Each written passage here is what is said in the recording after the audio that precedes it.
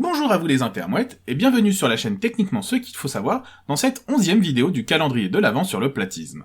Bien entendu, si vous souhaitez avoir plus de vidéos sur le sujet, vous pourrez retrouver en lien dans la description la playlist où sont rassemblées toutes les vidéos de ce calendrier de l'Avent, que vous pouvez également retrouver dans le lien qui s'affiche en haut à droite.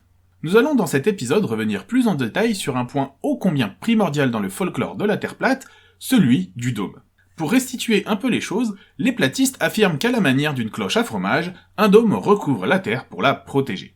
Ce dernier reposerait sur les glaces de l'Antarctique, et les armées du monde entier y seraient postées afin d'empêcher quiconque de révéler à la face du monde ce complot. Je ne parlerai pas ici de la difficulté à croire que les armées du monde entier puissent se mettre d'accord sur une mission commune, mais j'en parlerai dans une prochaine vidéo, promis. Le dôme, en plus de servir de surface pour accrocher les spots lumineux que sont les étoiles, aurait pour mission d'éviter que les gaz atmosphériques ne finissent dans le vide spatial. Ce problème de compréhension de ce qu'est le vide spatial vient directement d'un problème de compréhension de la signification différente d'un même mot dans le langage courant et dans le langage scientifique. Car en effet, dans la langue anglaise, c'est le mot vacuum qui est utilisé, du latin vacuum, signifiant vide au sens d'un espace sans aucune matière, et dont la racine donnera en français des mots comme vacant, ainsi que tous ses dérivés, comme la période que tout le monde attend, les vacances.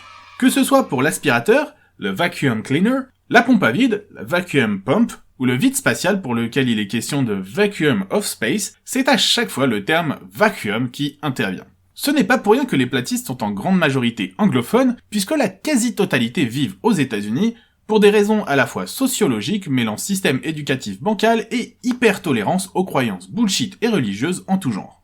À cause de ce même mot de vacuum, utilisé dans deux contextes différents et ayant de fait des significations différentes, les platistes sont persuadés que sans le dôme, l'espace aspirerait l'atmosphère dans le vide intersidéral, telle la poussière sur votre sol lors du ménage. Pourtant, à bien y regarder, une telle structure devrait pourtant être aisément détectable par nos ondes radio qui se reflèteraient dessus, ou par les déformations de réfraction qui seraient mesurables sur des objets se trouvant de l'autre côté. Mais bien au-delà de la détection du dôme, il est plus judicieux de se poser la question de savoir si un dôme est réellement nécessaire pour maintenir en place notre précieuse atmosphère. N'existerait-il pas quelque chose permettant de la maintenir en place, lui évitant alors de s'en aller loin de nous? Eh bien, pourquoi ne pas regarder pour commencer comment se comporte l'air ambiant en fonction de l'altitude?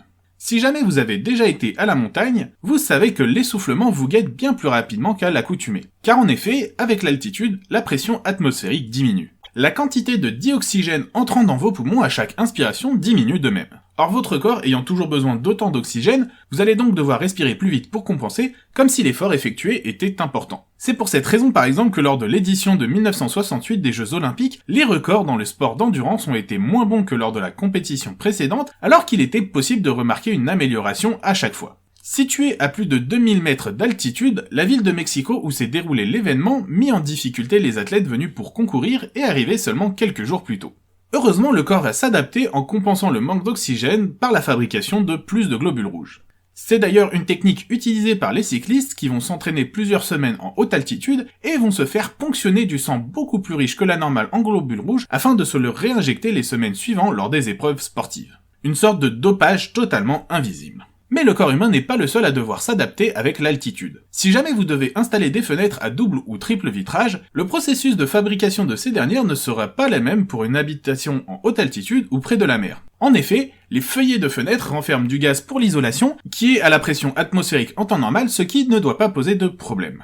Mais avec l'altitude, cette pression représente alors une surpression appuyant à tout instant sur la vitre, les fragilisant encore plus avec les écarts importants de température entre l'intérieur et l'extérieur qui peuvent finir par les casser. Si cette preuve ne vous suffit pas, vous pouvez toujours partir à la montagne avec un thermomètre de cuisine et mesurer à quelle température va se mettre à bouillir l'eau en altitude. Nous savons qu'en temps normal, l'eau se met à bouillir à 100 degrés. La température de l'eau en train de bouillir en montagne sera systématiquement inférieure à 100 degrés. Puisque la température d'ébullition est la température maximale que l'eau liquide puisse atteindre, le fait qu'elle se mette à bouillir en étant plus froide va entraîner un allongement des temps de cuisson. C'est exactement le principe inverse de la cocotte minute.